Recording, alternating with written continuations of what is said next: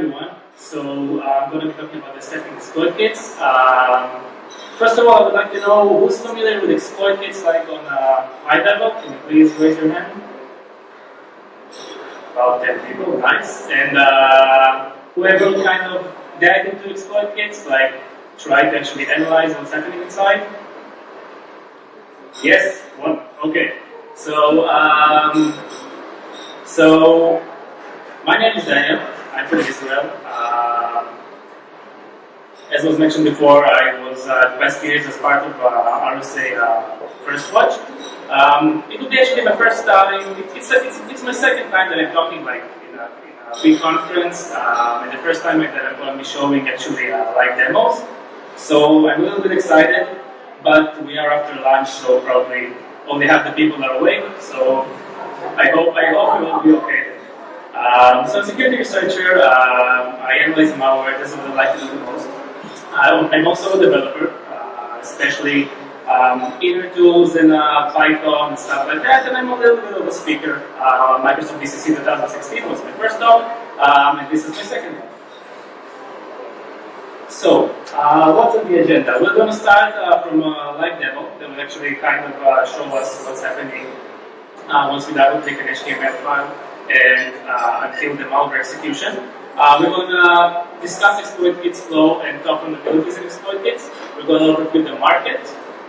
And then we're going to go to two specific exploit kits that I've analyzed, which are Magnitude and SUNDOWN. So, and finally, we're going to go to conclusions. So, this is also kind of a stress relief for me, so you'll see lots of cats probably during the presentation. So yeah, it's demo time. Now I know what you guys think, like demo time, ready? So yeah, let's go and dive right into it. Let's see. So let's go here.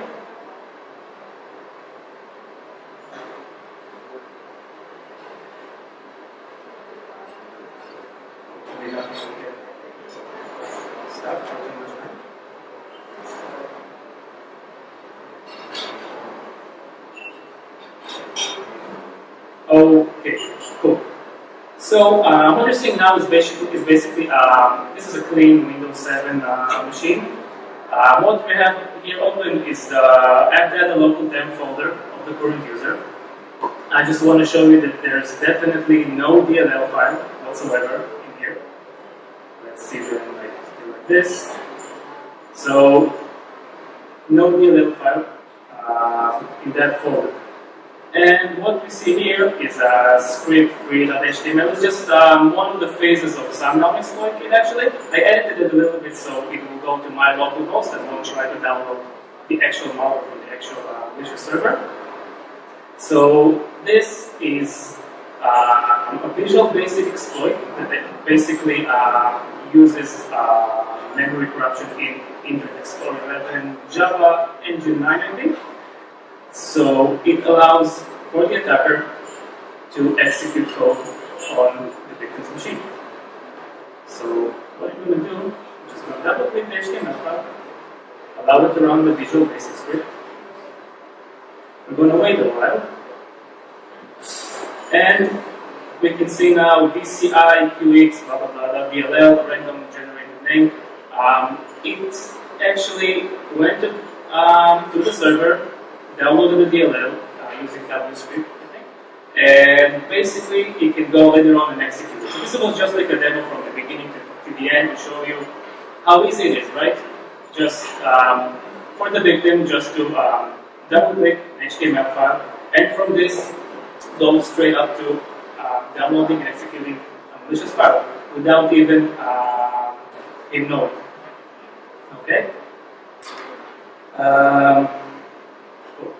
So let's continue. We will later step through actual code in real time and see how malicious payloads work.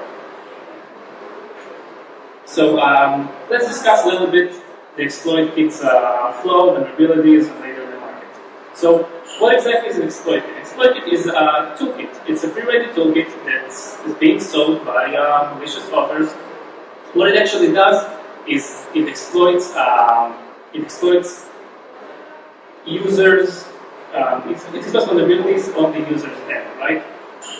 So it will redirect the victim, usually from a malicious iframe, to a landing page. The landing page will lots of time actually try to profile the victim.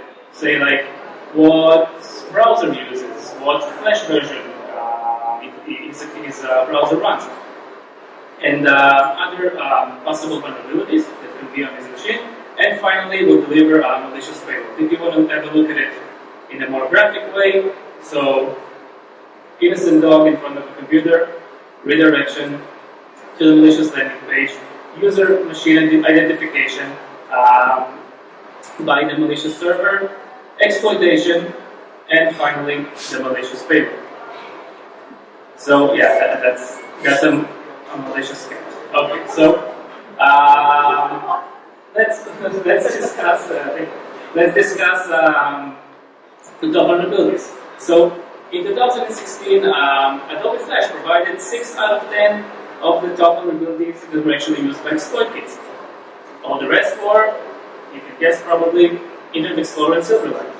CVE 2016-0189, it was what I showed in the first demo. It was linked to most of the exploit kits, especially to SUNDOWN. Everything here is according to record the feature. And the CVE 2015-7645 used by 7 exploit kits. The 2015 CVE is actually a vulnerability in Flash that's affecting versions 19.00.207 and earlier versions on all platforms, like both Linux, Mac, and Windows. So, exploit kit market. So in 2015, this is according to Trend Micro. We can see the pie of what actual exploit kits were the most popular exploit kits in the market. So Angler takes 60% of the market, Nuclear 40%, Magnitude that we'll discuss in is 12%, and SUNDOWN is really, really weak at the moment, only 1/3%. Okay. And here we can see browser market share in 2015. I think this is a pretty interesting map. We can see that in an Internet Explorer, which is represented in the blue color, is the most popular in 2015. Is the most popular browser, both in Japan and South Korea. And Chrome is basically kind of dominating most of the world. So lots of attacks were actually targeted towards Southeast Asia, towards Japan and South Korea, these exploit kits. And we can guess that it has something to do with the high popularity of Internet Explorer. Now, let's continue. So this is another slide of the browser manager. So as you can see, yes. Sorry, can we hold you for 2 seconds? Yes, oh no. I was thinking something suspicious.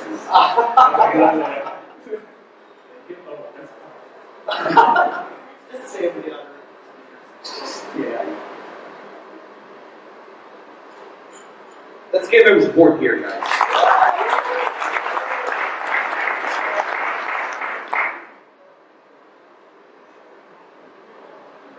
Thank you. Thank you.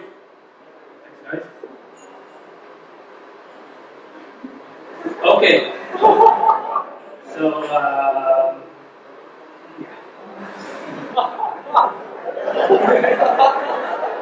That was malware. yeah. Serial. Now, okay, so browser market share 2015, right? So Japan, Internet Explorer, still most popular browser, but started to decrease, a little bit decrease towards the end of the year.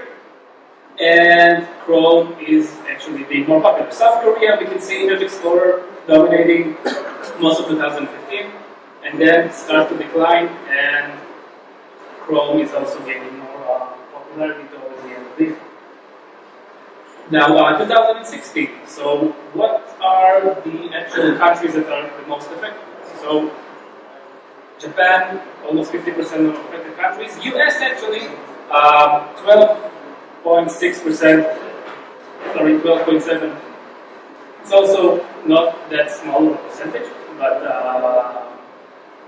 I'm not sure why. I'm not sure why US was targeted, but it was just targeted. So Japan 47%, as I said, US going strong, and Taiwan also actually has 8%. So what's happening in 2016? So it was probably kind of expected. So Japan, Internet Explorer, slowly decreasing. Chrome, most popular browser, and South Korea, we can see actually a rapid decrease in Internet Explorer and a rapid increase in the usage of Google Chrome. Now, so what's happening?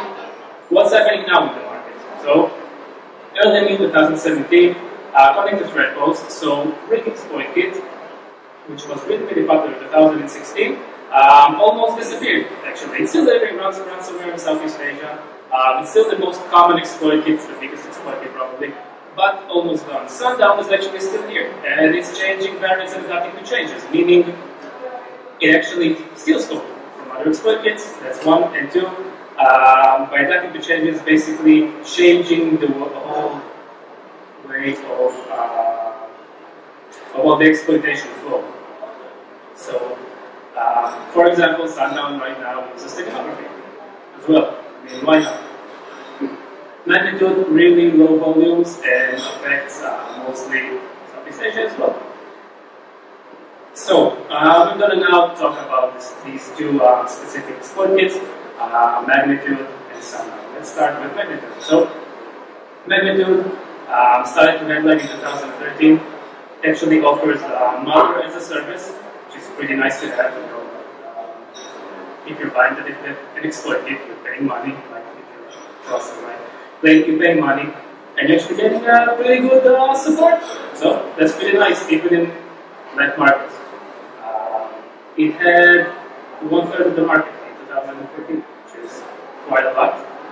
It has a functional and pretty good admin funnel, some say. And it's pointed towards targeted victims. Okay?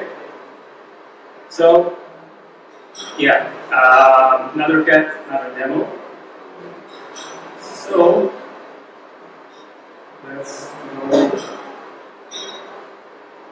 let's go and try to view the demo.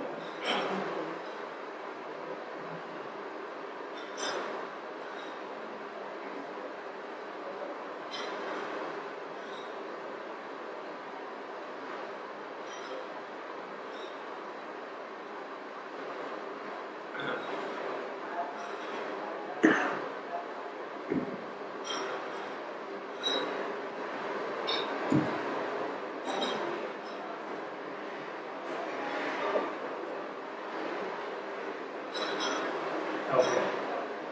So let me open this machine as well. So I have a virtual machine of Windows 7 and I have a virtual machine of Linux, just because I find it more comfortable to work this way, but I'm used to Linux.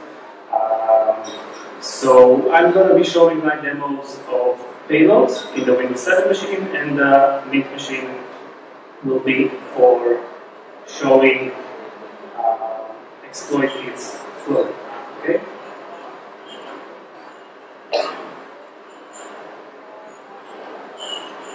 So, what I did was something like this. So when we started analyzing magnitude, so I just started searching for pickups and malwareanalysis.net. It's a really good website to find it.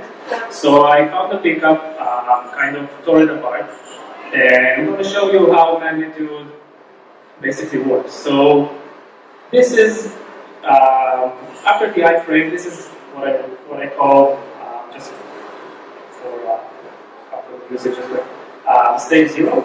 Okay. So what we can see here is basically JavaScript that will open the first malicious URL. Okay, and start communicating to the exploit kit server. Afterwards, we will have stage 1. So everything is obviously beautified because exploit kits tend to obfuscate their code, and even after you deobfuscate it, it still looks ugly most of the time. So this is stage 1. So what's happening here is basically another JavaScript that its job is to just say, okay, let's see if the user, this is what I was talking about regarding profile. Let's see if this user has this Kaspersky virtual keyboard plugin.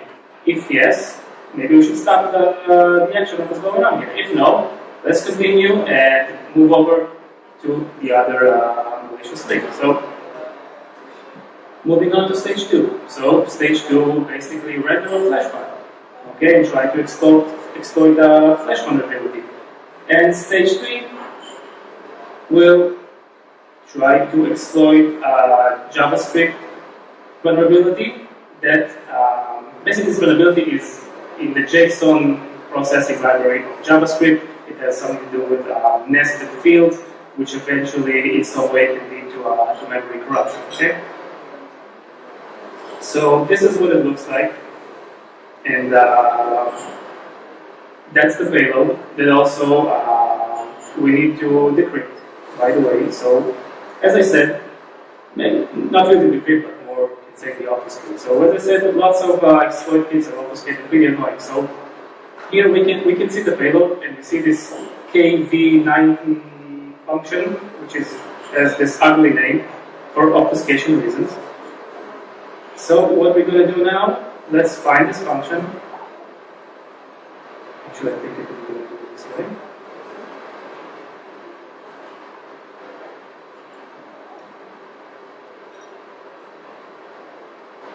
Let's find this function and see what it does. So that's the function over here. That's the function over here. And what it does is basically taking all of the payload and then taking char by char and moving it from an ASCII character. It will just move it to int with base 19. Okay? So I wrote a Python script to decrypt that. Okay? I'm just going to show it real quick. Basically, we can take the whole string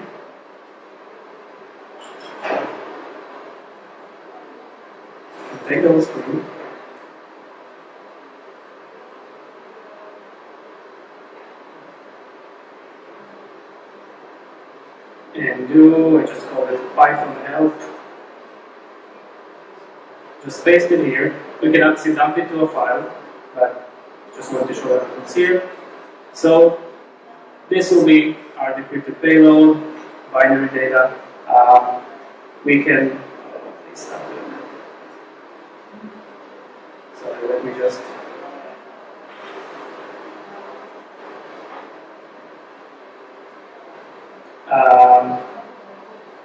We can even recognize some patterns here, like this is a URL actually, HTTP, and this is an IP address, and the URL to another malicious payload. Okay. So let's take the payload and see how we can analyze it. Okay. So I have a little program called runbing.exe. I downloaded from the internet. It's pretty cool. It allows you to run shellcode. Just give it a debugging flag and the shellcode as a parameter. Then you can run it. So let's start stepping through the code. So what's happening here is basically URL is being loaded byte by byte. Afterwards, we will have to edit it just to so we can use our local machine. So, and now after the URL was loaded, the code will start going through processes and just see when can we get a valid handle. Okay, this is a loop we'll just go through open processes and see, we get the valid handle and inject code. So let's just skip that. Okay. Let's continue. Close handle. And now let's edit EAX, which holds our URL. Let's just do binary edit. And over here in my local server, I have the server.ping, which is a ransomware. It was actually the original payload. I mean, same, just different sample, but same our family.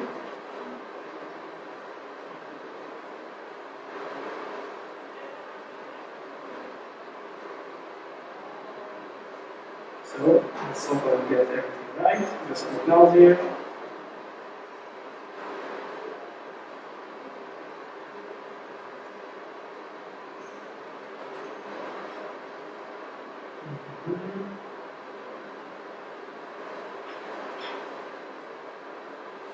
Okay. So now we're in the function that is going to download the malware and execute it afterwards as well. So creating a file, writing a file. Let's see if we can get it to work. What it will actually do is it will go to the user's temp folder, create a file called a.exe, and we'll try to execute the malware that was just downloaded. So yeah, this is the kernel 32.get10 file. Okay. We have file name loaded as well, and let's see if we can go ahead and execute it. Interesting. Let's just run it. See what happens. Okay, so we can see here, looks like the execution was successful. Let's open Process Explorer.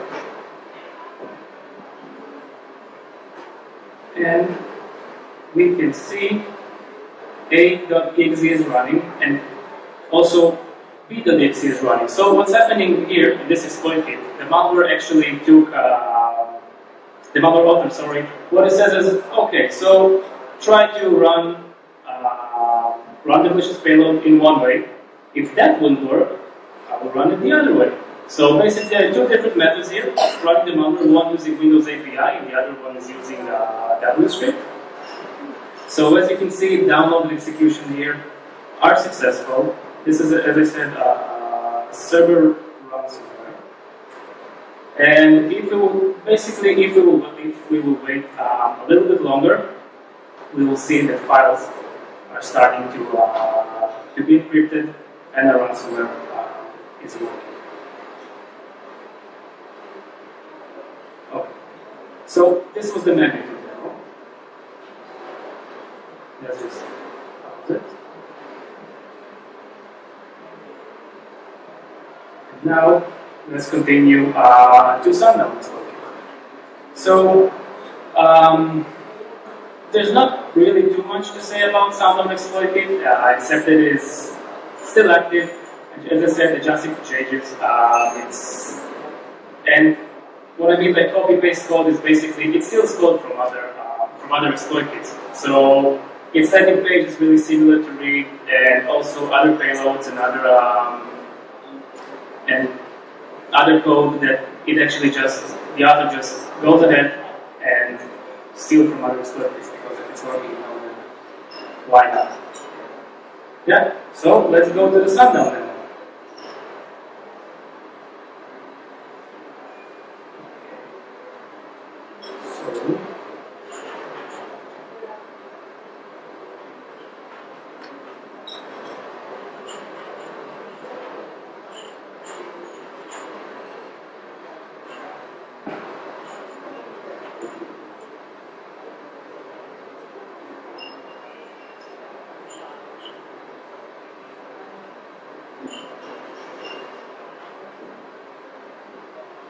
Okay, so in SUNDOWN actually have two different things to show.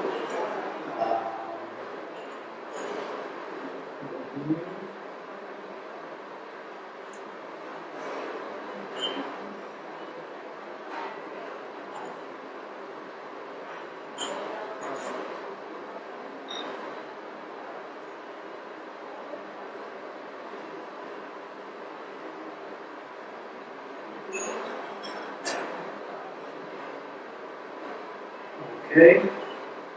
and let's do that. Okay, so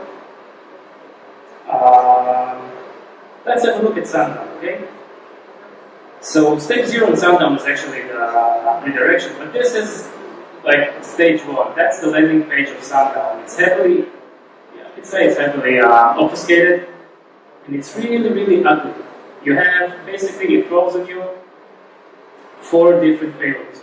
Okay, 4 different payloads, and you have other really ugly functions, as you can see, to deobfuscate this code. So, what I did was, of course, writing a Python script, because that's what I do. So, it has, I think it's a reversed base 64. That the obfuscation is reverse base 64, some byte shifting and storing, and other mathematical operations. So, for example, let's go back to the landing page and take the second payload just because it's short. Okay, let's take it. Okay.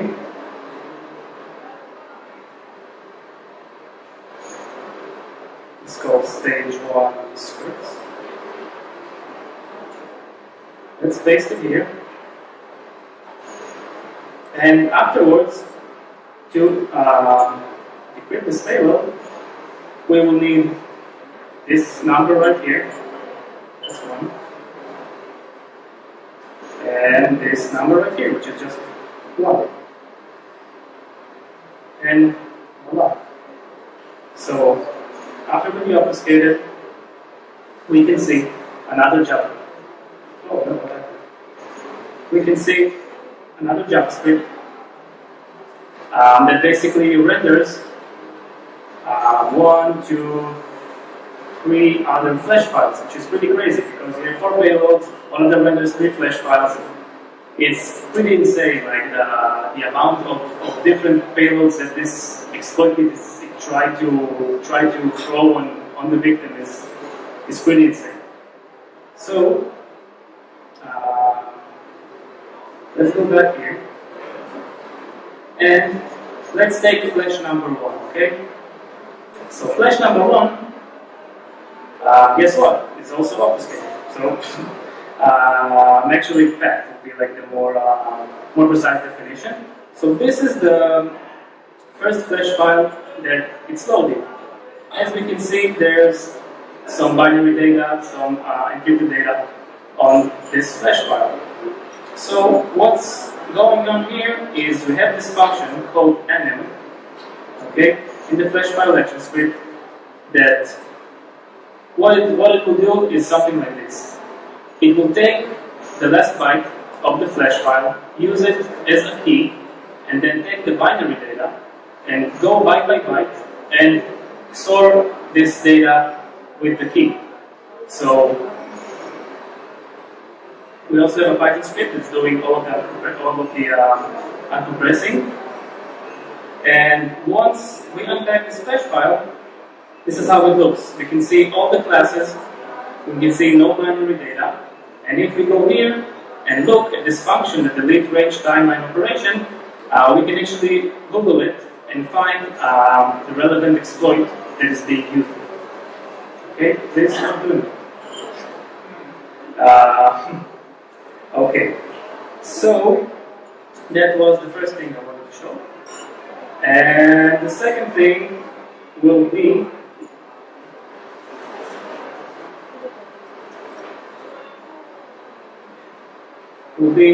another analysis of a payload. Basically, pretty much the same thing. Go download the file, save it in the temp folder, call it temp.exe, and try to execute it, right? So let's go here. Let's see exactly what it is.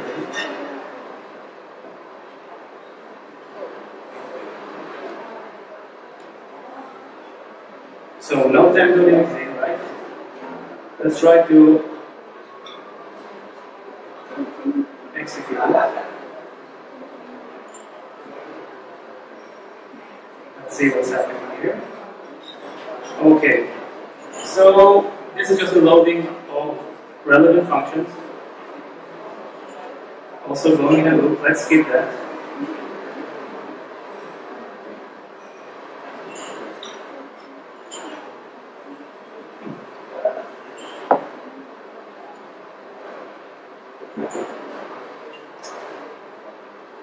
Let's go here. And continue stepping through the code. So, as you can see here in 132.win.exec, our binary, our malware is here, temp.exe. Our malware is now downloaded. And same thing, executed and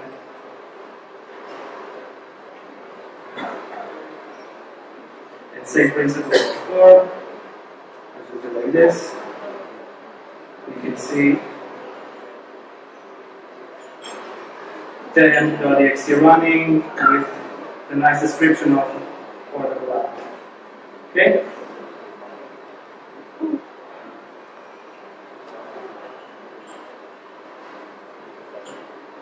Alright, so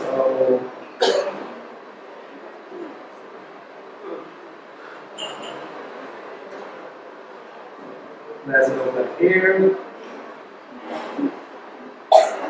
And let's jump into conclusions. Okay?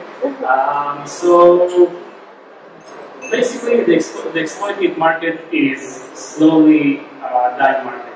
Just because it's pretty much, it's not that difficult to actually overcome exploit kit execution on your machine if you just keep keeping your software up to date. That's number one. The other thing, which is pretty funny, I think, that it's not that easy to actually get an exploit to work on your machine. Never mind if you're a security researcher or you're a victim. I tried multiple times to run various exploits from these exploit kits, and you basically need to have specifically unpatched machines with like specific versions of Flash or Internet Explorer and other stuff as well. So it's not that easy to actually do it. It's not that easy to just like execute an exploit kit on a victim's machine. So trust me, that's pretty difficult to actually get it to work. Other than that, we're experiencing less usage of Internet Explorer, obviously. Windows 10 comes pre-installed with Edge as well, so there's no, even for people who used to using Internet Explorer, there's no like real point of insisting on continue using it. And also less usage of Flash, which is also kind of being used less and less. So for all these reasons, and we can also see it in trends lately, it's much easier to actually send malicious link or malicious dog files, for example, that's running macros and downloading malware. It's much easier than to actually maintain and send exploit kit and get everything to work. So market is slowly dying. It still exists, but not in high volumes as in the past 2 years. And it's interesting, you know. We'll see how things evolve from here. That's about it. Anyone has any questions? Okay. All of you are still awake. Any questions? Going once, twice, right? No questions? Well, you know where to find him, right? Yeah, you can find me. You guys could find him You can find me. or contact him. All right, cool. Thank you very much, everyone. A round of applause.